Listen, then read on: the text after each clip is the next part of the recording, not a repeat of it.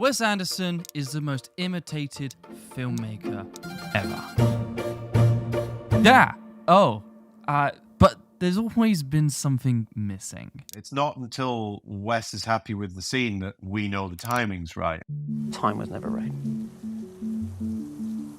You're saying her mother died 3 weeks ago? Woodrow and his three sisters, everything about them is split and comped. So there's always a bit of retiming. Every corner of every frame and every action and every prop is ripe to get changed. And you know what? If you talk to Wes, he doesn't think he has a style. I owe you my life. You are my dear friend and protege. And you're like, no, you absolutely have a style. She's my Russian, Max. Yeah, I know. She's mine too. I love you too. But To actually make a movie like Wes, you have to understand his meticulous craft and technique. So to break it all down, we invited Wes Anderson's longtime editor, Barney Pilling, who cut masterpieces like The Grand Budapest Hotel, Isle of Dogs, and most recently, Asteroid City.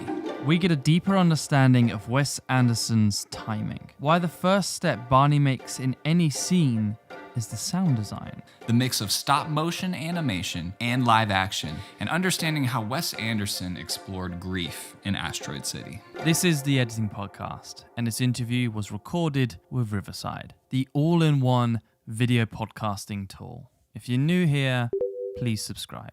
Wes Anderson's style is, I think one of the most talked about styles in cinema today. But I think there's many elements that I don't think people particularly understand because it is quite hard to explain. What is the timing of a Wes Anderson film? It's to the metronome that only he hears is the ultimate truth to that.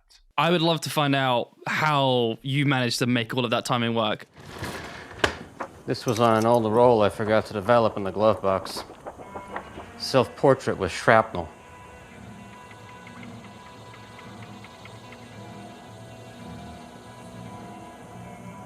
do page 45.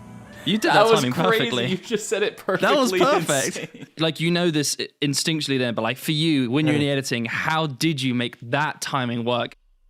I don't know. I mean, he has to think something's wrong. We have to take it in like he's doing. There's pills on the floor. There's a beautiful bottle of perfume there. She's wonderfully made up. It takes you a while to take in what you're seeing. We're upping the stakes there to have that big pause before Scarlett responds. Self-portrait with shrapnel.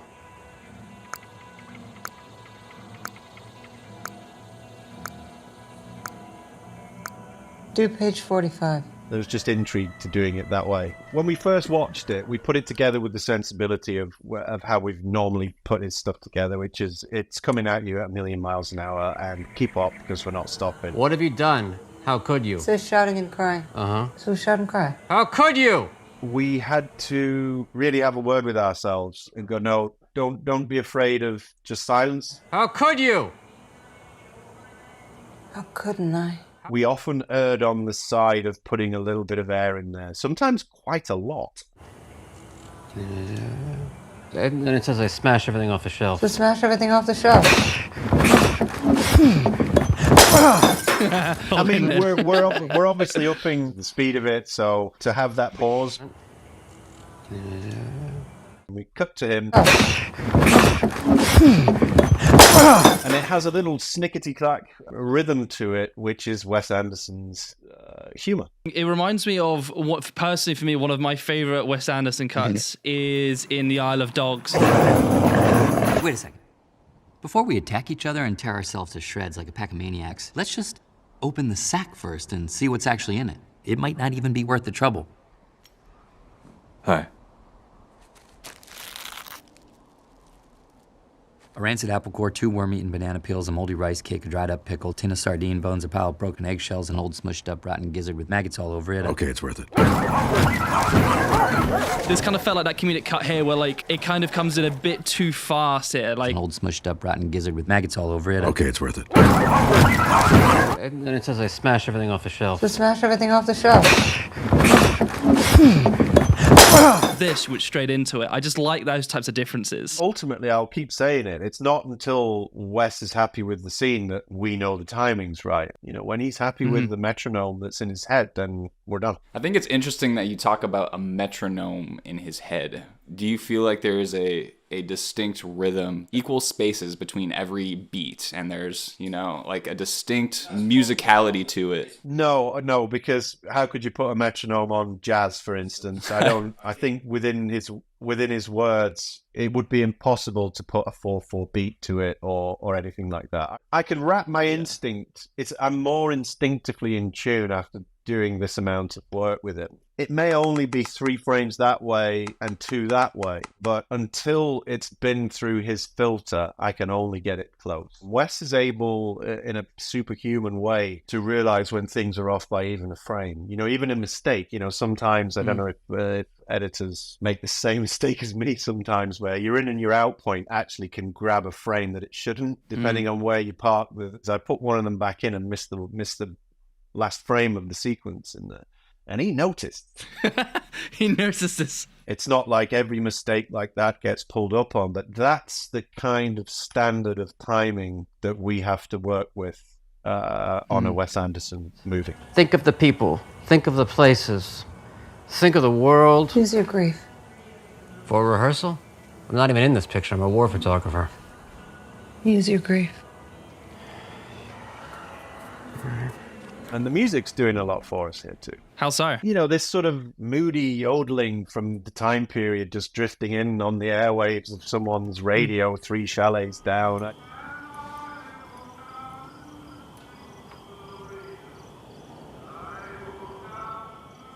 I value those things as a filmmaker very, very, very highly. It doesn't have to be dialogue. We don't have to be making edits. Just, you know, whenever I set out, put a scene together for Wes, I don't even start putting image on it until the sound bed sounds like I'm actually there. If it sounds like you sat there with them, your illusion is almost already done. The music is our character at that point, and it's an important one. Most editors probably make the mistake of, let's say, finding a temp track from a soundtrack and put it underneath because they want to help get into the scene. They want to create the atmosphere as well. But then they start timing it towards the music track. It's quite a common, I would say, probably rookie mistake. But in this case, the advanced technique is actually, if you can get the sound environment, put all of that underneath, then start editing in the dialogue. That gets you into the environment and the atmosphere of the scene. That's interesting. Well, like if we played the offline of this, it wouldn't sound hugely different, but I think it was even more futzed and even more on the wind when I did it. It really was just a little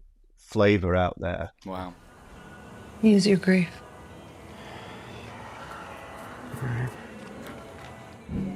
Even had a small touch, just a little sound effect as she hits her head on the bathtub.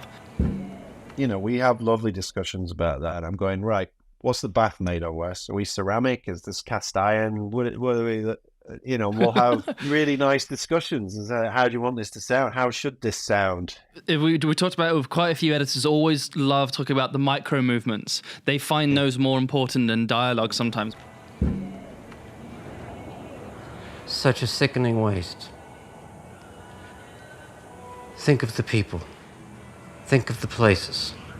Think of the world you could have seen, Dolores. Some directors choose a push in on different moments of the scene and then they choose in the edit. It's off center framing and then it goes into center. Does Wes like, no, this is the line I want to push in? And in fact, this scene was shot straight down the barrel. So when this scene first came in, he was center frame. They were looking directly at each other in the classic center framed Wes, and we offset it. The building of the cottage and the offset was done in post-production. Why'd you make that choice to change it? I think there was always a plan that we'd have a bit of depth. It was to give depth to the shot and also a bit of storytelling. You know, I think this is a wonderful rumination on grief. Use your grief. And any time we can see real grief in Augie being straight on is an exclamation point. Such a sickening waste. You know, I'm very classic. We save the sort of close-ups for when it matters. And I mean, just listen to what he's saying. It's beautiful. Think of the people. Think of the places. Think of the world you could have seen, Dolores. It needs to punch that way in this particular moment because he is using his grief. He is taking it seriously, and he's obviously moved by it by the end of it. It feels very classical to do that at this particular line. Think of the world you could have seen, Dolores. And there were no other move-ins on any of them. There was only ever for this little bit that we're going to do this. And he is going to dig into his grief. Then the coroner comes in, orders me out of the room. I slowly turn away and close the door. Scene. My sandwich is burning. That's a classic, wonderful example of how Wes chopped sentimentality off at the knee. Oof. They then play out the most important dialogue scene of the whole movie. This isn't the beginning of something, Augie. Isn't it? Is it? Probably not. Unless maybe it is. I don't like the way that guy looked at us. What guy? The alien. Well, how did he look Like at we're us? doomed. Maybe we are. He's moved on. She's left there pondering their potential existence together. They get to a point where it starts to feel like this could be an emotional conversation. This isn't the beginning of something, Augie. Isn't it? Is it? Probably not. Unless maybe it is.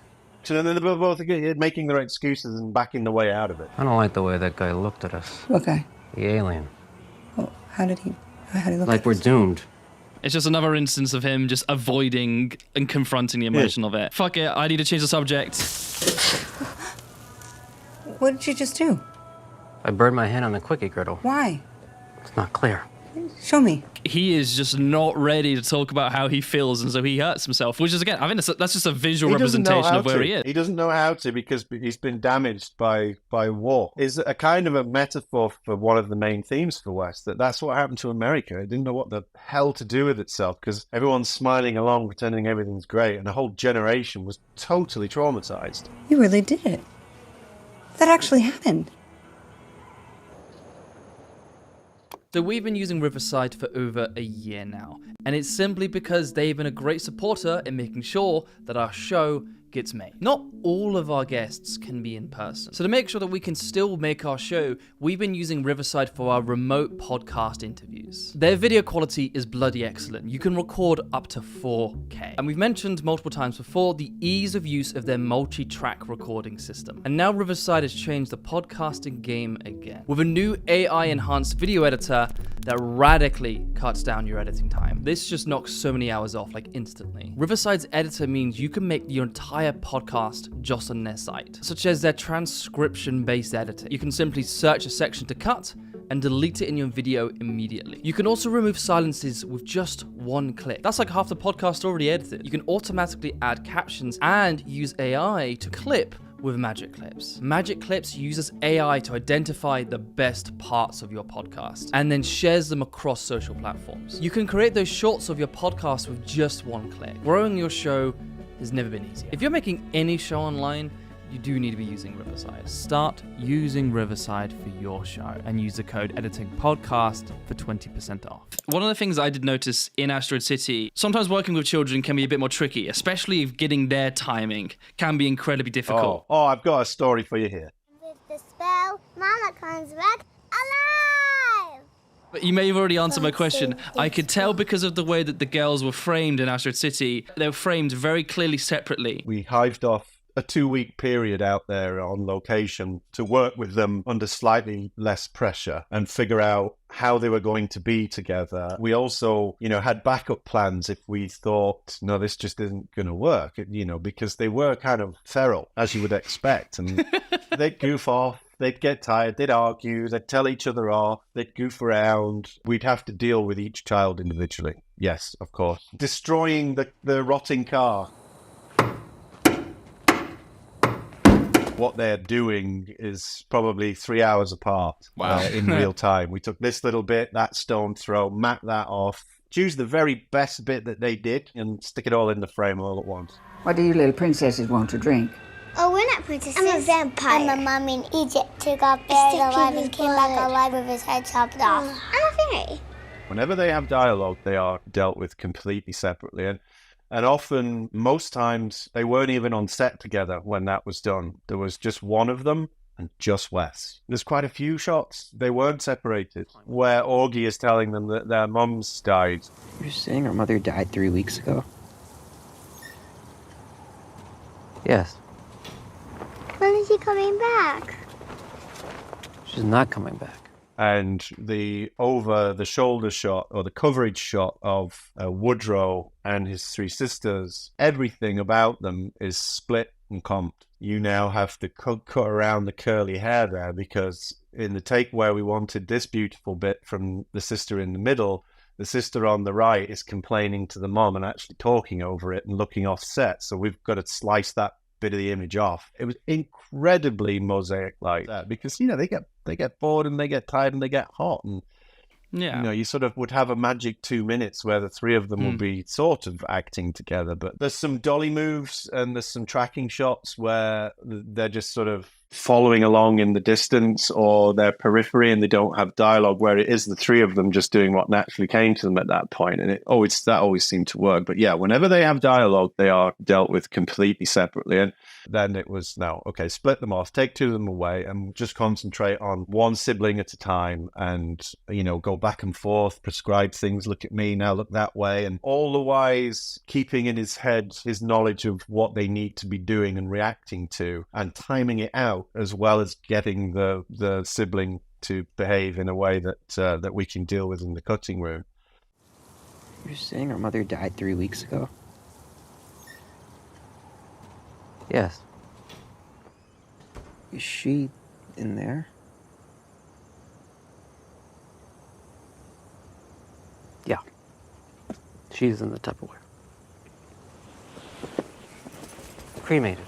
In that scene, you cut to a wide, and then a dog just passes in the background. Yeah, he's separate too. We really edit shots before we edit the movie. When there is wide shots and there's all of these people are very well timed in camera. It's all done in camera because they're all from takes that we've done that day. It's not like we'll go back the next day and go, right, let's get this dog 10 times. We did everything in one morning. The dog was on set with a wrangler. It was always supposed to be running around the place, or the cleaner switching the Hoover, or all of these crazy distractions that are not helping him be emotional in that moment. They were all done on the day. Every corner of every frame and every action and every prop is ripe to get changed. The dog, I can picture the mat shape I had to put on the dog already. Still, I can still see that mat shape. It has to go to some really quite individually skilled people to deal with that and make it look perfect on film. I'm curious about some of the shots that aren't static. The opening shot where you're just going through the town and all of those camera moves are very incredibly well done. Is there any retiming you do on that? It's the desert. What'd you expect? I don't know if I expected one thing or another, but I'm wilting like a cut petunia. Humans don't wilt. You dare me? Dare you what? Tweet this hot pepper. It's an experiment. No, don't do it. That opening shot itself, the 360 as we called it, I think is actually broken up into maybe 5 segments, because they perhaps did 3 versions, and by the time we got around to there, the lighting had changed or there was a little bobble on that. So we perhaps did that 25 times, and we go, okay, this section from there to there we want from this take. Oh, and by the way, can we just replace the sky completely with the sky plate we shot the next day, because the sky was spectacular the day after we shot it, and Wes saw the sky and went, why didn't we have this sky yesterday? Redo the shot just for the sky. It's almost the first thing I'm looking at if it's not a performance piece, is where can I split the frame, because I know we're going to do it somehow. How do you make those cuts invisible? Is that primarily you? Is that predominantly VFX? Well, I'll give them the roadmap. If it can get past Wes in the Avid, then the chances are it's going to work. It'll still be paying for them, and they'll still have a lot to do. We don't use digital camera moves. It's Sanjay Sami, his grip of many, many years. So there's always a bit of retiming. Nobody, unless you see it, would realize just how much work goes into this. I mean, it's bonkers. Hey, hold up. Let's take a quick music break. This is nice, isn't it? Music is such a key source of inspiration for me. Lots of times I put music on and I just sit and I think and I listen. I'm like, is this gonna work for a scene on my next project? Is this gonna work in this YouTube video? And doing that research ahead of time is a big deal. And when I find something that I know I'm gonna wanna use in a scene, I get pretty stoked, bro. It's kind of exciting. MusicBed is that source of inspiration for me. And recently I have made the switch to MusicBed for my music needs. The reason why I like to use MusicBed as opposed to anybody else is that their curation level is absolutely ridiculous. I've heard that they literally only let 1% of the music submitted to them on their service. If it's not a bop, it's not a cop, if you know what I'm saying. They have any kind of genre, any kind of mood, and the producing quality is absolutely ridiculous, like off the charts. It sounds so pro that you might even find artists that you already like on Spotify, and you could use them in your next video with MusicBed. So make the switch to MusicBed today and experience what is only on MusicBed. Check the link in our description and get a 14-day free trial right now. Back to the conversation. Cremated.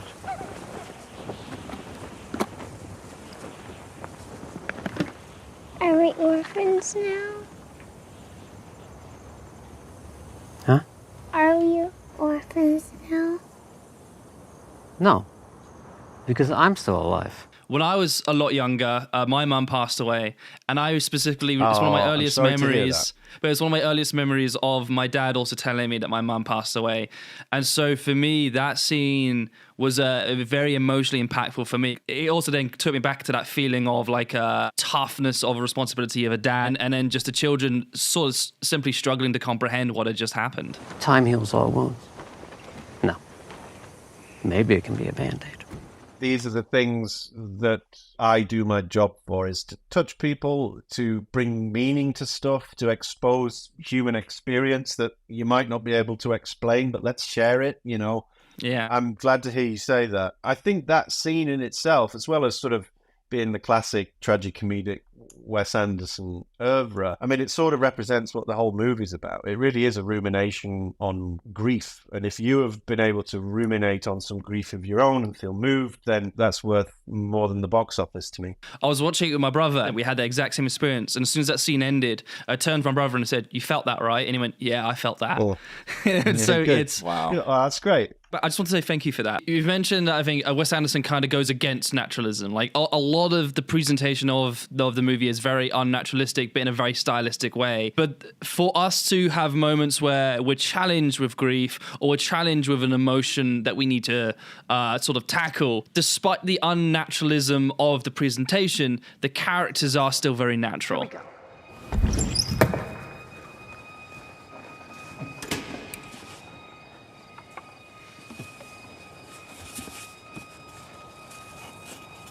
These main sections where all of them are on stage, kind of traditionally shot, wide shot is completely composited. The coolest thing about it is the alien himself and the spaceship. You know, they didn't exist until probably 3 or 4 months after we'd wrapped principal photography, because they're models. It's all stop motion animation.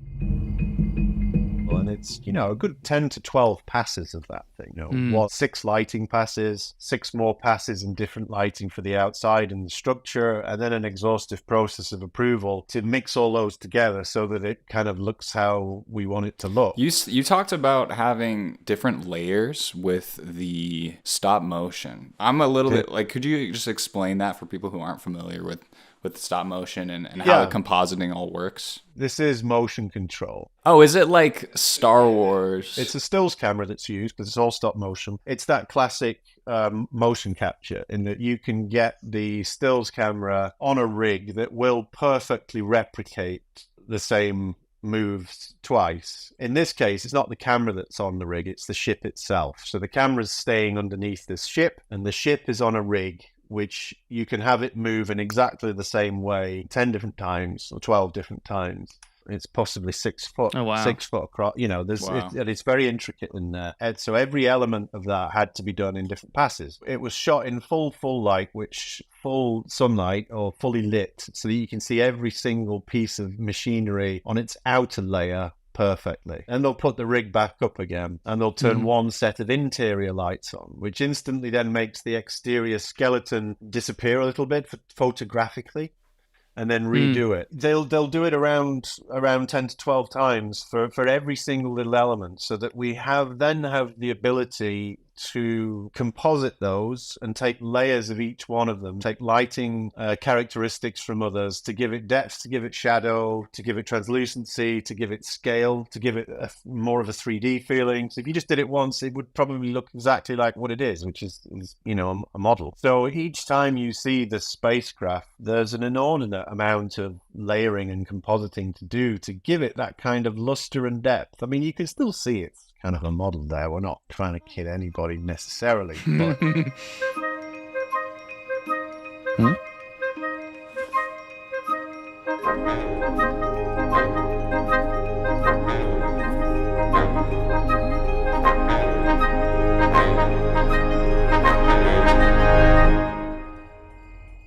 I think I did forget to breathe during this. Right. And that's kind of what we wanted. And you get the sense that they're all doing the same thing. I mean, they're helping with that. There's almost 2 minutes and 50 seconds of absolute zero dialogue. Right, which instantly makes it unusual for a Wes Anderson movie. Absolutely. Again, as long as you capture the feeling of all of us, we're holding our breath alongside the audiences. We're in there with them. We're in that crater with them. This scene was so much longer than the cartoon version. Really? Yeah. Once it became real, we're like, no, we need to hold on this. This needs a lot more space and a lot more air in it. The aliens stole the asteroid.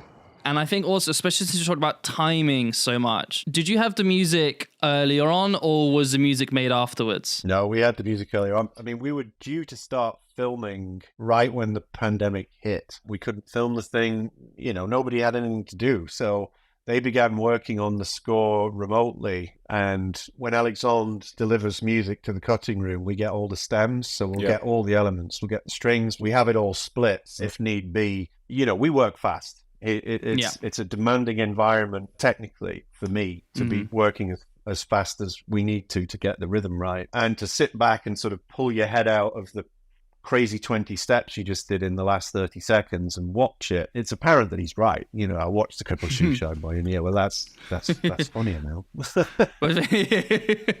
I think it was a 2018 iMac Pro, 8-core, so the lowest level, and 32 gigs of RAM. I thought this will be smoking. This will be no problem, and it just couldn't cope. And after the first 6 days, get on the phone.